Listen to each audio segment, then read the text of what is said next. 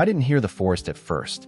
I only heard the kind of sound that doesn't belong to silence. A violent thrashing, dry leaves breaking, and a muffled, desperate growl. It froze me mid-step. I had walked this path many times, and I knew the usual noises: birds, insects, wind in the branches. This was nothing like that. It was heavier, urgent, and filled with struggle. I moved closer, slowly, every muscle tense. My eyes searched through the shafts of sunlight breaking across the ground, until the sight slammed into me like a physical blow.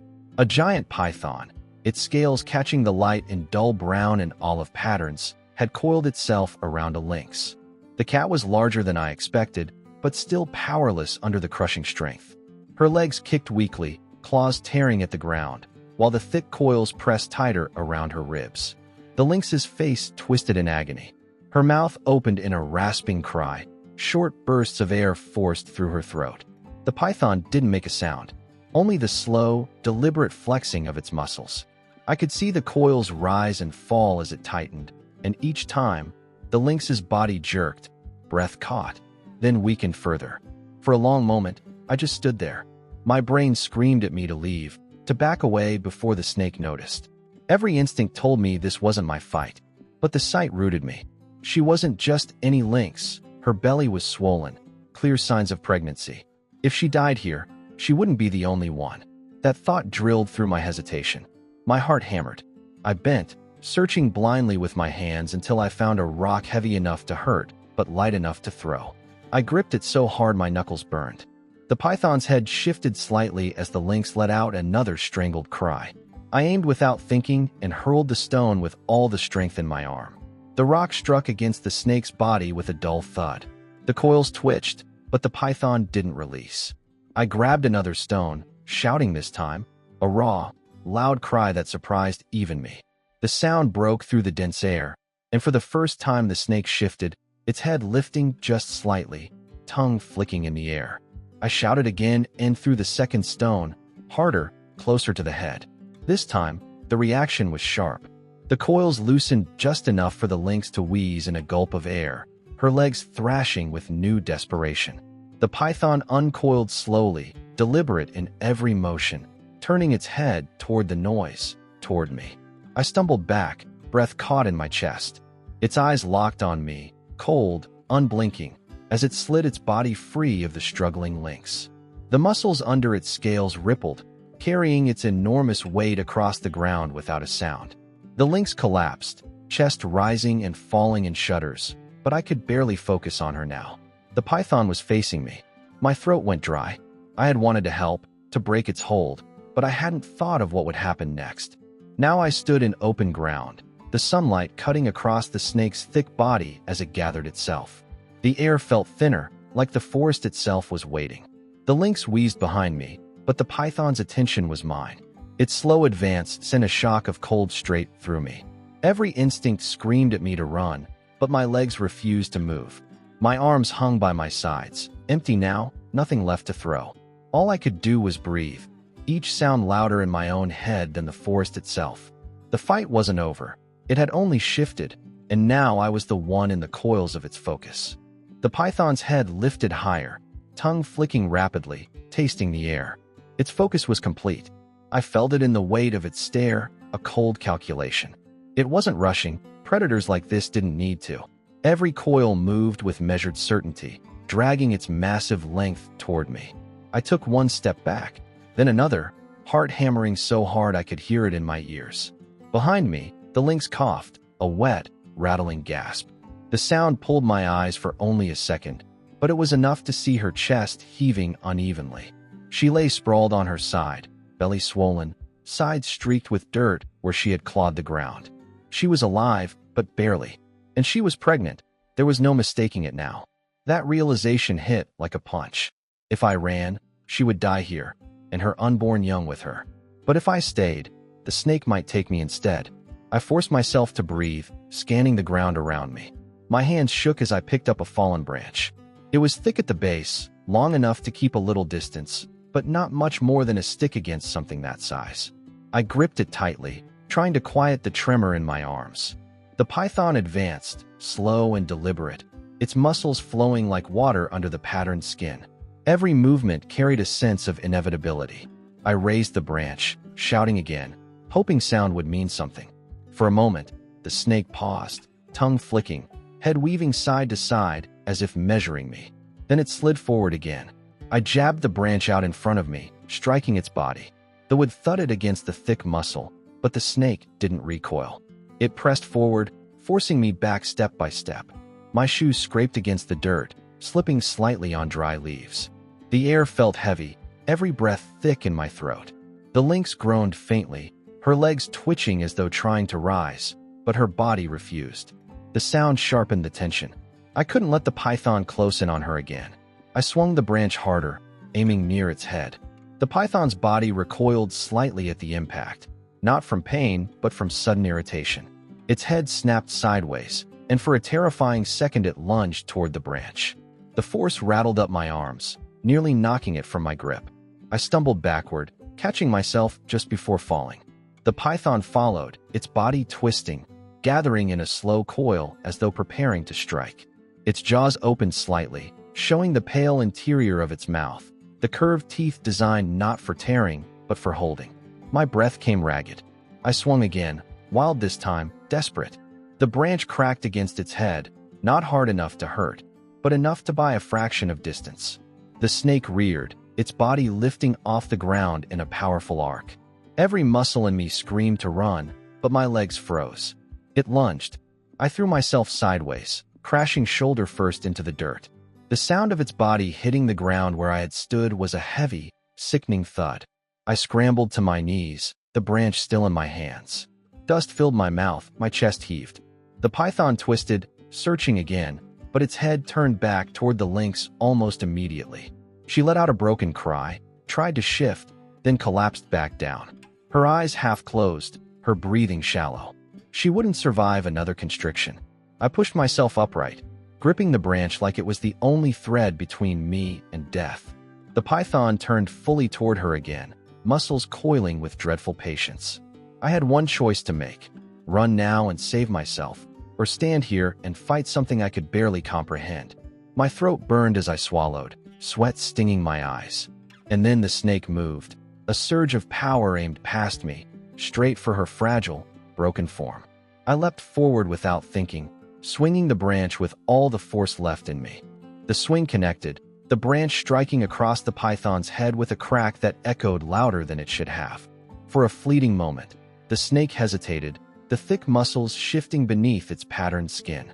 Then its head whipped toward me with terrifying precision, and the sheer speed made the air whistle. I stumbled back, raising the branch again, my arms already aching with the effort, but refusing to let go. I couldn't leave.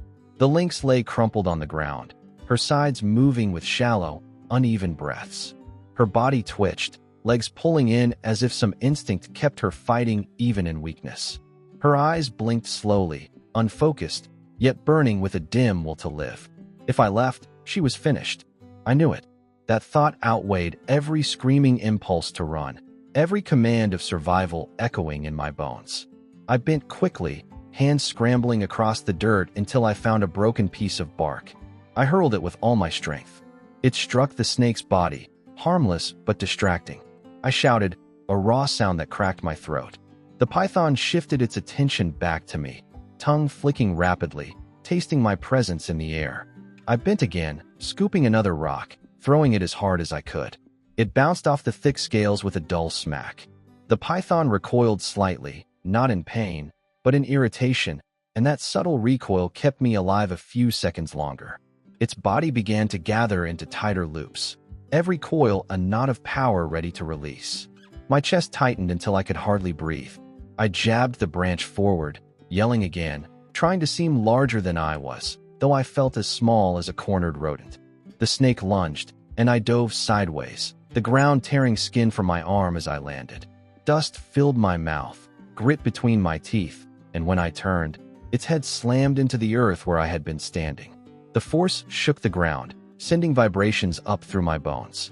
I scrambled to my feet, breathing hard, gripping the branch so tight it felt like it would splinter in my hands. I swung again, a wide arc that caught nothing but air. The python followed, relentless, its movements smooth, unhurried, but impossible to stop. I backed up until my shoulders hit the trunk of a tree. My stomach dropped in dread. No way out. It reared, body lifting, shadows stretching long across the ground, and for a second I thought this was the end. I smashed the branch downward in pure panic, striking its nose. The snake recoiled sharply, head weaving side to side, its tongue lashing with irritation. That was enough to buy me a breath. I slipped along the tree trunk, keeping the branch extended between us. My arms shook violently, my shoulders screamed with pain, but I forced myself to keep shouting, to keep moving, to stay alive, 1 second at a time. The python shifted again, its body sliding in wide arcs across the forest floor, scales rasping over dry leaves with a sound that raised every hair on my arms. It lunged once more, so fast I barely registered the movement. I twisted, falling sideways again, my ribs jolting as they struck the ground. Its body crashed against the tree, coils wrapping briefly around the trunk with crushing force. Bark cracked and split under the pressure, fragments raining down. My lungs seized in fear. I scrambled backward on my hands, kicking dirt, until I had distance again, my palms burning raw. It didn't stop.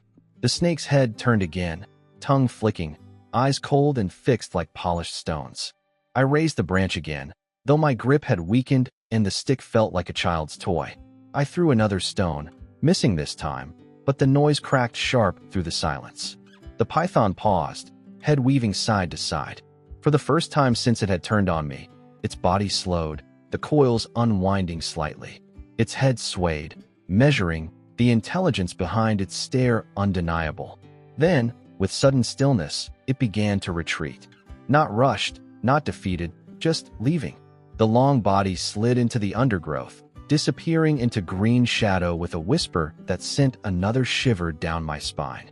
Each loop of muscle vanished soundlessly, until there was only silence and the faint stir of leaves where it had passed.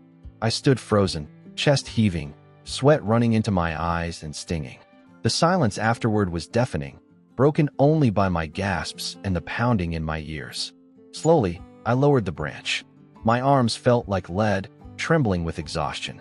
My knees threatened to give way, but I forced myself to remain upright. I turned back toward the lynx. She was still there, still alive. Her chest rose and fell shallowly, each breath a fragile act of defiance. Her body twitched again, stronger this time, paws scraping at the ground. I knelt closer, cautious, but her strength was gone, her head dropping heavily to the earth. Something about the movement caught my eye. It wasn't only struggling. Her sides rippled, her belly tightening in irregular spasms. I blinked, stunned. This wasn't just exhaustion. It looked like the onset of labor. The realization struck like a hammer. My pulse raced again, my hands tightening around the useless branch. I had barely driven off the python, and now another battle was beginning. This one I couldn't fight with sticks or stones. This was nature itself, raw and unstoppable, forcing its course. The lynx shifted, a faint groan leaving her throat, her claws raking at the dirt in small, jerky motions. She was caught between survival and collapse, her body demanding she bring life even as it fought to keep her own. I knelt there, dirt sticking to the sweat on my skin, my mind reeling. I had come within inches of death, yet what lay before me was more fragile and terrifying than anything the snake could deliver. I knew then that leaving was no longer an option. Whatever came next, I had to stay, to witness, to protect as best I could. Even if I was powerless, I could not walk away. The lynx's breathing came in shallow bursts, her chest lifting unevenly as her sides tightened again and again. I crouched close, unsure of what I was seeing at first, until recognition dawned. It wasn't the random spasms of exhaustion, it was labor. The realization sent a shock through me, as if the air itself had thickened around my head. She was about to give birth here, in the dirt, after surviving a python's coils and on the very edge of collapse. I gripped the useless branch tighter, scanning the tree line with frantic eyes. Every shadow felt alive, every flicker of movement in the grass made my heart jump. I half expected the python to return at any moment, drawn back by instinct or unfinished hunger. My ears strained for every sound. The whisper of leaves, the call of distant birds, the faint rustle of grass stirred by the breeze. Nothing moved. yet the tension pressed on my chest like a stone. I couldn't leave her now. If danger came, I had to at least stand in its way, even if the branch in my hand was laughably small against such threats. The lynx groaned, a low, guttural sound, her claws raking into the earth as another contraction rippled violently through her body. She twisted slightly, her eyes squeezing shut, fangs bared in silent strain. The sound of her claws tearing at the dirt echoed louder in my ears than the birds around us. I swallowed hard, feeling helpless, watching something so intimate and primal unfold only feet away. The forest seemed to hold its breath with me, pausing its rhythms in deference to her struggle. Minutes stretched, heavy with suspense, until they no longer felt like minutes at all. Her flanks rose and fell unevenly, body convulsing in waves of pain. Then finally, her muscles tensed in one sharp spasm, her body arching with the effort. A small, damp form slipped into the world, fragile and still, its body glistening in the dim light. My pulse hammered. I didn't move, barely dared to breathe. The lynx turned immediately, driven by instinct stronger than exhaustion, licking furiously at the tiny cub, cleaning it, coaxing it into breath. The silence broke with a faint squeak, thin but alive. Relief swept through me like cool water over fire. Another contraction soon followed, as relentless as the first. Her body strained again, her paws clenching against the ground as she fought to bring life into the world. I sat frozen, torn between scanning the treeline for threats and staring at the miracle unfolding at my feet. A second cub came, weak and trembling, joining the first in a fragile chorus of squeaks. The mother licked them both, nudging them closer, gathering them to her side. The faint sounds of life filled the clearing, tiny but enough to steady my heart. I felt like an intruder in something sacred, a trespasser on ground older than human memory, yet I couldn't turn away. My role was not to interfere, but to guard. I stood, gripping the branch as if it anchored me, eyes darting across the forest. Hours seemed to pass that way, waves of effort from her, fragile cries from the newborns, my own restless vigilance circling us like an invisible fence. Sweat soaked my shirt, dirt clung to my skin, and fatigue gnawed at me, but I stayed, ready for the python's return or any predator drawn to weakness. A third cub arrived as the sun tilted lower in the sky, light warming to amber. This one came quicker, her body moving with exhausted but steady resolve. The cub muled immediately, stronger than its siblings, its voice cutting through the hush. The mother gathered all three close, curling her body protectively around them, her sides still heaving but steadying gradually. I lowered to one knee, my throat tight at the sight. Against every odd, after everything, life had come through. I wiped sweat from my face, leaving streaks of dirt, unable to believe I was seeing this with my own eyes. Time blurred. The forest slowly resumed its rhythm. Birds began to call again, cautious at first, then growing bolder. Insects resumed their hum, and a breeze stirred the leaves, carrying the smell of earth, blood, and damp fur. My shoulders sagged with relief, though I did not relax completely. Every creak of a branch still snapped my attention back to the treeline. Every flicker of motion sent my pulse rising. But hour by hour, nothing came. No python, no predator, just the quiet persistence of survival all around us. The sun dipped lower, the shadows lengthened, and still I stood guard. My legs trembled from fatigue, but I forced myself to remain upright. The lynx nursed her cubs, her eyes half closed, but her body curled protectively around them. The small cries quieted as they nestled into her warmth. Watching her, I felt something shift inside me, as though I was witnessing a truth too large for words. As evening approached, the lynx finally raised her head. Her eyes locked onto mine, and for a long moment, neither of us moved. Her gaze wasn't gratitude, nor trust. It was something harder to name. Recognition, perhaps. An acknowledgment that I had stood here when the odds pressed against her, that I had not turned away when death circled. She blinked slowly, then lowered her head back to her cubs, her task unfinished, her world newly enlarged. The message was clear. My place here was ending. I had done what little I could, and now the rest belonged to her and her young. I stood slowly, every muscle stiff, the branch still clutched in my hand though I no longer needed it. I took one last look. The mother curled tight around her cubs, their tiny bodies shifting against her belly, the last rays of sun painting them in molten gold. The scene etched itself into me more deeply than any memory of my own life. Then I turned and walked away, each step heavy, deliberate, knowing I had seen something few ever would. My throat ached, my eyes burned, though no words could have explained why. There were no answers to carry with me, no certainty of what their tomorrow would hold. Only the memory of survival, fragile and fierce, carved forever into the quiet of that summer day. And as I moved farther down the path, the sounds of the forest closing back around me, I realized I had left part of myself behind with them, in the fragile heartbeat of a moment that would never be repeated.